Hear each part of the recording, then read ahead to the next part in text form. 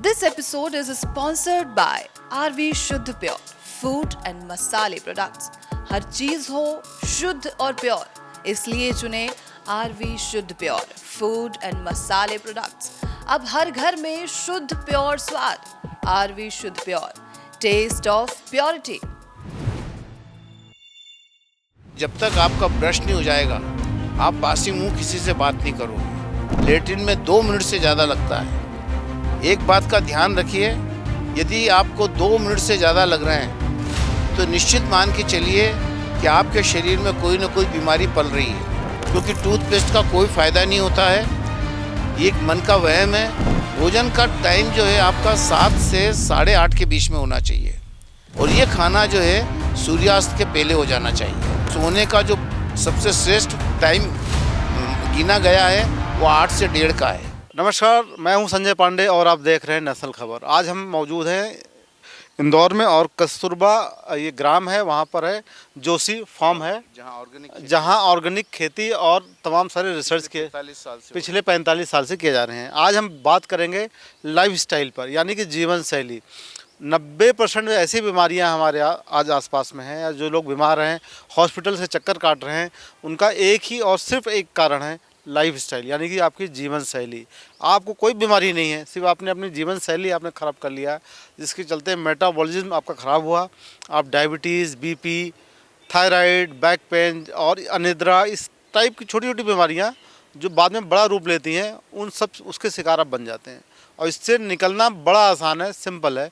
उसी की हम चर्चा करेंगे। और जोशी जी, यानी कि प्रेम जोशी जी, जो वैद्य हैं जाने माने, पिछले 45 वर्षों से अधिक हो गया इस पर रिसर्च कर रहे हैं, काम कर रहे हैं। लाखों लोग इससे फ़ायदा उठा चुके हैं, और सबसे अच्छी बात है बिना 1 रुपये खर्च किए, मुफ्त में बिल्कुल। तो उस पर हम जानकारी लेंगे। सर का स्वागत करते हैं बहुत बहुत। सर आपको बहुत स्वागत है। धन्यवाद। तो चलिए, आज हम आपको करते हैं, हम आपको इंटरप्ट नहीं करेंगे। आप पूरी विस्तार में जानकारी दीजिए, क्या लाइफस्टाइल होनी चाहिए, सुबह जगने से लेकर रात के सोने तक क्या प्रक्रिया होनी चाहिए। चलिए हम पूरी चर्चा करते हैं। धन्यवाद नेशनल खबर। आज मैं जीवन शैली के ऊपर एक प्रोग्राम आपके सामने प्रस्तुत कर रहा हूँ। जीवन शैली का मतलब होता है कभी भी बीमार नहीं पड़ना, हमेशा स्वस्थ रहना, और जीवन में कभी भी आपको 1 पैसे की भी दवा गोली खाने की ज़रूरत नहीं पड़े। यदि आप जीवन शैली अपनाते हैं तो निश्चित मान के चलिए कि आपको कभी भी जीवन में डॉक्टर के पास जाना नहीं पड़ेगा। तो शुरू करते हैं। जीवन शैली के लिए सबसे आवश्यक जो चीज़ है कि सूर्योदय से कम आधा या 1 घंटा पहले उठ जाना चाहिए। और पहला काम ये है कि आपको मौन रखना है। एक संकल्प करना है कि जब तक आपका ब्रश नहीं हो जाएगा, आप बासी मुंह किसी से बात नहीं करोगे। घर परिवार के किसी भी व्यक्ति से आपको बात नहीं करना है। अब दूसरा काम आता है पानी पीना। तो हमेशा मनुष्य को जीवन भर पहला पानी जो है वो गर्म पानी पीना चाहिए। जो 15 साल तक हैं बच्चे, उनको 1 गिलास काफ़ी है, और 15 के बाद 2 गिलास पानी पीना चाहिए। कई लोग ज़्यादा पानी पी जाते हैं, वो भी गलत है, उससे पेट का साइज़ बढ़ता जाता है। इसलिए आधा लीटर पानी काफ़ी होता है। इस पानी को पीने के लिए 4 हमने भागों में बांटा है। पहले सप्ताह में आप 2 गिलास पानी में आधा नींबू निचोड़ें, और मुंह में एक लहसुन की कली या लौंग रख लें, और उस लहसुन की कली या लौंग को चबाते हुए आप वो 2 गिलास पानी पी लें। इस तरह से आप 7 दिन आपको ये पानी पीना है। अगले सप्ताह में पानी में बदलाव करना है। 2 गिलास गर्म पानी में पाव चम्मच पिसी हुई दालचीनी, यानी 1 चुटकी, 1 पिंच पिसी हुई दालचीनी मिलाना है, और उसको मिला के पानी को पी लेना है। तो 7 दिन तक आपने दालचीनी का पानी पी लिया। फिर तीसरे सप्ताह में आपको 2 गिलास गर्म पानी में 1 नींबू निचोड़ना है, और 2 से 4 चम्मच शहद मिलाना है, और उसको पीना है। 7 दिन इस तरह से शहद और नींबू पीना है। अब चौथे सप्ताह में आपको 2 गिलास गर्म पानी में चने बराबर चूना घोलना है और उसको पीना है। इस तरह से आपके महीने के 4 सप्ताह हो गए। अब 5वें सप्ताह में फिर वही पहले सप्ताह वाला आपको नींबू और ये आधा नींबू डाल के लौंग या लहसुन चबाते हुए पानी पीना है। पानी पीने के बाद भी आपको मुंह नहीं खोलना है। और जिनको कॉन्स्टिपेशन है, कि जो लोगों को लेट्रिन में 2 मिनट से ज़्यादा लगता है, एक बात का ध्यान रखिए, यदि आपको 2 मिनट से ज़्यादा लग रहे हैं तो निश्चित मान के चलिए कि आपके शरीर में कोई ना कोई बीमारी पल रही है, जो अभी मालूम नहीं पड़ रही है पर आगे जाके मालूम पड़ेगी। तो और ये भी निर्विवादित सत्य है, जो लंबी आयु के लोग हैं और जिनसे हम मिले, जिनके इंटरव्यू लिए, कि जो 2 मिनट में बाहर आ जाता है टॉयलेट के बाहर अपना पेट खाली करके, वो आराम से 90 पार करता है। और जो 1 मिनट में बाहर आ जाता है वो 100 पार करता है। जो साधु सन्यासी रहते हैं, जो जंगलों में वनों में रहते हैं, उनको 1 मिनट ही लगता है। संसार में जितने भी जीव हैं उनको शौच करने में कुछ सेकंड लगते हैं। हाथी हो, गाय हो, ऊंट हो, घोड़ा हो, शेर हो, कुत्ता हो, बिल्ली हो, उनको कुछ सेकंड 5-10 सेकंड लगते हैं, टकाटक उन्होंने गोबर कर दिया। एक मनुष्य है जिसको लंबा टाइम लगता है और अपने टॉयलेट को वो लाइब्रेरी बना के बैठ जाता है। कई लोग एक बहुत भयानक गलती करते हैं कि जो मोबाइल साथ में लेके जाते हैं। ये गलती कभी मत करिए। ये अगर मोबाइल आप साथ में लेके जा रहे हैं, निश्चित मानिए कि आगे पीछे आप अपनी बीमारी का सामान इकट्ठा कर रहे हैं। टॉयलेट एक ऐसी जगह है, वो कोई इतनी अच्छी जगह नहीं है, भले कितना भी साफ रहे, लेकिन जब आप उत्सर्जन करते हैं तो जो उसमें बैक्टीरिया रहते हैं वो हवा में तो आते हैं और वापस सांस के जरिए आपके पेट में जाते हैं। तो इसलिए टॉयलेट में कभी भी मोबाइल नहीं ले जाएं और कम से कम समय में टॉयलेट के बाहर हो जाएं।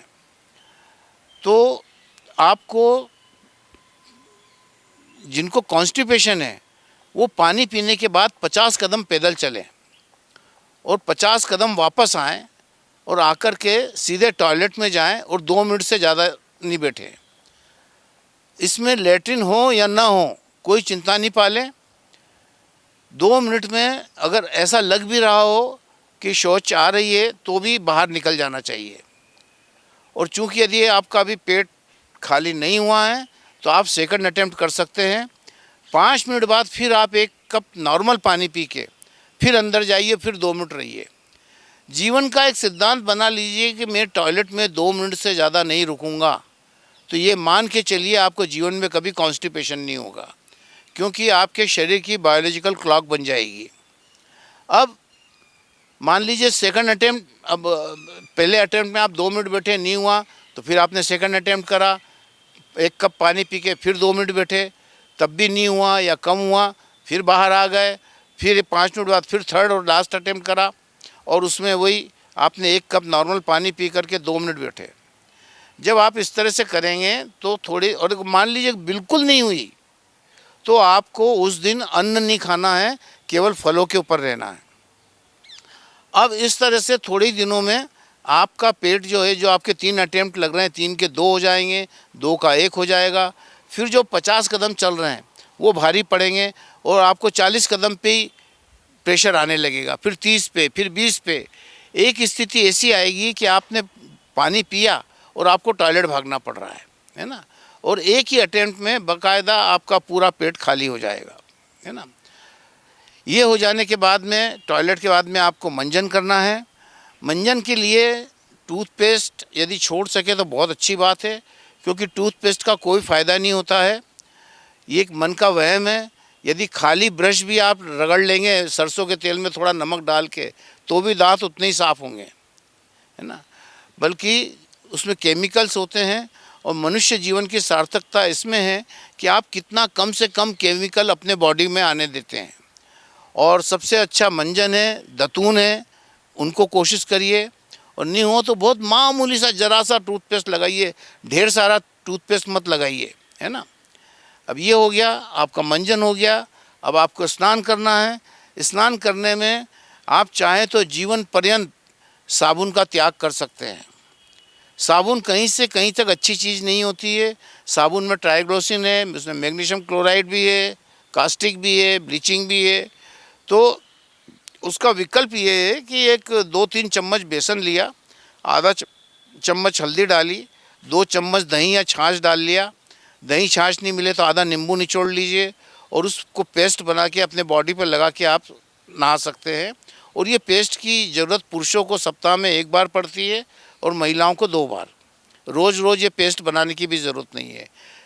केवल पानी में ही इतने आपको मालूम होगा कि लवण और खनिज है ना, कि हमारा वो मेल को अपने आप साफ़ कर देते हैं। तो ये साबुन का हमारा एक वहम है, एक भय है कि ज़बरदस्ती हम साबुन चिपड़ रहे हैं, है ना। अब आपका स्नान हो गया है, आपको अब भोजन करना है। तो भोजन यदि कायाकल्प ले रहे हैं तो 1 घंटे बाद भोजन करना है। भोजन का टाइम जो है आपका 7 से 8:30 के बीच में होना चाहिए। कई लोग का कहना रहता है कि इतनी जल्दी तुम खाते ही नहीं है। अब भाई नहीं खाते हैं तो कोई बात नहीं, आदत डाल लो, है ना। पहले दिन एक पाव रोटी का टुकड़ा खाओ, दूसरे दिन आधी रोटी खाओ। यदि एक 8 दिन आपने सवेरे का भोजन कर लिया, आप जीवन में कभी इस आदत को नहीं छोड़ेंगे। आपका जीवन इतना सुखमय हो जाएगा, इतना आपको बढ़िया आनंद आएगा भोजन करने में भी, आपकी नींद में भी, आपको शौच में कभी तकलीफ़ नहीं आएगी। तो सुबह के भोजन में आप 50 चीज़ें खा लो, कोई प्रॉब्लम नहीं है। सवेरे के भोजन में आप जितना मीठा खाना हो, तला हुआ खाना हो, खा लीजिए, कोई फ़र्क नहीं पड़ेगा, क्योंकि सवेरे सवेरे आपकी जठराग्नि बहुत तीव्र होती है। 9 बजे से 1 बजे तक आपका उपवास शुरू हो जाएगा। आपको कोई भी चबाने वाली चीज़ पेट में नहीं डालना है। 9 से 1 के इन 4 घंटों में आप चाहे तो चाय पी सकते हैं, आप चाहे तो शरबत या जूस भी ले सकते हैं। अब 1 से 2 आपका दूसरा लंच होगा, उसमें आपको सिर्फ 2 चीज़ खाना है। सुबह 50 चीज़ थी, अब दोपहर में 2 चीज़ रह गई है। एक पहली चीज़ है सब्जी या दाल और दूसरी चीज़ है रोटी या चावल। रोटी जो होगी वो ज्वार, मक्का, बाजरे की होगी और सब्जी जो होगी, दाल जो होगी, उसमें 4 हिस्सा पानी होना चाहिए और वो बगरी हुई नहीं होना चाहिए। उसमें आप केवल हरी मिर्च या काली मिर्च और नमक, बस इसका प्रयोग कर सकते हैं। इसका कारण है कि सुस्वादु भोजन हर समय यदि आप खाएंगे तो आपकी याददाश्त अच्छी होने के बजाय कमज़ोर भी हो सकती है। और यदि आप 24 घंटे में 1 बार सुस्वादु भोजन खाएंगे तो आपका मेमोरी पावर बहुत शार्प होगा। तो इसलिए दोपहर को सिर्फ इसलिए खाना है कि शरीर को ईंधन मिल जाए, है ना। तो दोपहर को शौक के अपने चॉइस के हिसाब से खाने की आदत छोड़ दीजिए, है ना, कि चॉइस का जो खाना खाना है वो मॉर्निंग में 7:30 से 8:30-9 तक के बीच में हमको लेना है। अब 2 बजे से शाम को 6 बजे तक फिर आपका उपवास चालू हो गया 4 घंटे का। इस बीच में आप 3-4 बजे चाहे तो एक चाय ले सकते हैं और जूस या शरबत ले सकते हैं और 6 से 7 के बीच में आपको एक चीज़ खाना है। फिर देख लीजिए, सुबह 50 चीज़ खा सकते हैं, दोपहर में 2 चीज़, शाम को 1 चीज़। शाम को जो 1 चीज़ खाएंगे वो हो सकता है पोहा, 1 प्लेट पोहा या 1 कटोरी दलिया या 1 कटोरी खिचड़ी या उपमा 1 कटोरी या 2 इडली या 1 सैंडविच, है ना। इससे ज़्यादा नहीं खाना है और ये खाना जो है सूर्यास्त के पहले हो जाना चाहिए। सूर्यास्त के बाद आपको मुंह झूठा नहीं करना है और यथासंभव हो सके तो 7 बजे मोबाइल को हाथ मत लगाइए, है ना। कोई फ़र्क नहीं पड़ता है, किसी का फ़ोन भी आए तो उससे अगले दिन बात कर लीजिए। धीरे धीरे अपने सर्कल में प्रचारित कर दीजिए कि आप जल्दी सो जाते हैं, आपको जल्दी नींद आती है ना। और हर हालत में आपको 9 बजे के पहले सो जाना है, जिसका कारण ये है कि सोने का जो सबसे श्रेष्ठ टाइम गिना गया है वो 8 से 1:30 का है। क्योंकि 8 से 1:30 के बीच में ब्रह्मांड में जो 12 राशियाँ वो विचरण करती हैं और 2-2 करके राशियाँ पृथ्वी की सीध में आती है और उनसे जो कॉस्मिक रेज अर्थ पे आती है वो उसी व्यक्ति को मिलती है जो निद्रावस्था में हो, ठीक है। तो इसलिए और ये भी देख लीजिएगा, जितने भी महान लोग हुए धरती पे उनका अगर सोने का टाइम देखेंगे तो वो 8 बजे का निकलेगा, है ना। उदाहरण के तौर पे Napoleon Bonaparte, George Washington, Abraham Lincoln, George Bush, Kennedy, Mahatma Gandhi, Vallabh Bhai Patel, तिलक, विनोबा भावे, हमारे जमशेद जी, होसूर जी टाटा, घनश्याम दास जी बिरला, ये सब लोग 8 बजे सो जाते थे। क्योंकि रात जो है काम करने के लिए नहीं है। रात में आप काम करेंगे, निश्चित मानिए आपकी आयु कम होगी। और यदि पूरी रात आप अच्छा विश्राम करेंगे तो निसंदेह आप आराम से शतक लगा लेंगे, है ना। तो इसलिए रात को काम करना या रात को जागना, कोई विषम परिस्थिति हो तो बात एक अलग है, बल्कि रात में तो किसी भी स्थिति में जागने को टालना चाहिए। धन्यवाद।